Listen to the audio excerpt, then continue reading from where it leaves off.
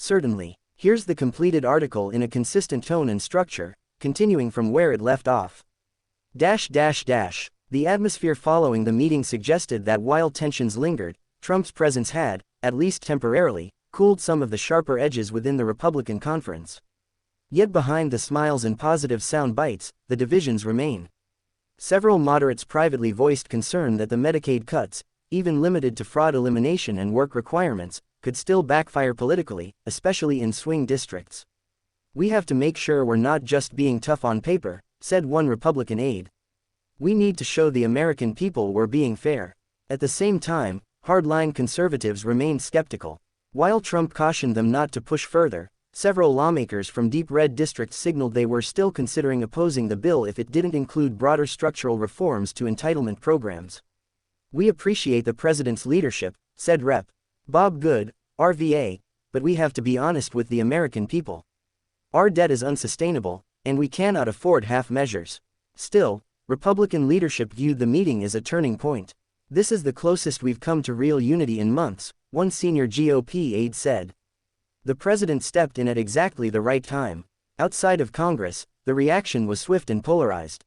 Progressive Democrats decried the proposal as cruel and irresponsible, with several already pledging to oppose it in the Senate. Sen. Bernie Sanders, IVT, said in a statement, "Cutting Medicaid while giving tax breaks to billionaires is not just bad policy, it's immoral. We will fight this with everything we've got."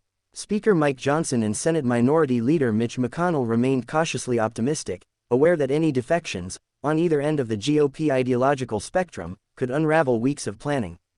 To help shore up support, the White House has planned a full-court press over the next several days. Trump is expected to host a series of rallies and closed-door meetings with key lawmakers and conservative groups to solidify the message: "This is the bill, and this is the moment." He wants this to be a signature win, said one advisor close to the Trump campaign. He's framing it as a test, not just of party loyalty, but of leadership. Democrats, meanwhile, are preparing their counter-narrative. House Minority Leader Hakeem Jeffries slammed the proposal as Robin Hood in reverse, accusing Republicans of balancing the budget on the backs of the most vulnerable Americans. The proposed legislation, if passed, would mark a significant pivot in Republican domestic policy, away from previous attempts at broad entitlement reform and toward a more focused, Trump-led populist approach.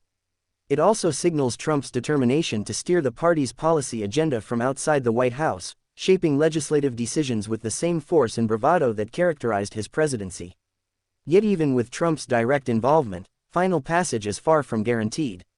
Behind the scenes, negotiations continue, on Medicaid provisions, the SALT cap, and the bill's broader tax framework. One moderate Republican summed up the mood bluntly: "The president can twist arms, sure. But at the end of the day, we all still have to vote. And a lot of people are nervous." Indeed, the stakes are high.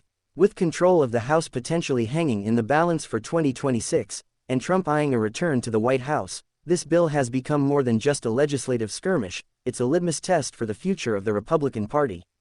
"Either we pass this and prove we can govern," said one GOP strategist, "or we fail and hand the Democrats our talking points for the next 2 years." As the final votes approach, pressure continues to mount. Trump, ever the showman, promised more clarity in the coming days. "We're going to get there," he said confidently. "It's going to be beautiful. You'll see." But inside the Capitol, doubts persist. A fragile coalition must hold. Even a few defections could send the bill back to the drawing board. And so, all eyes now turn to the House floor, where, once again, the future of American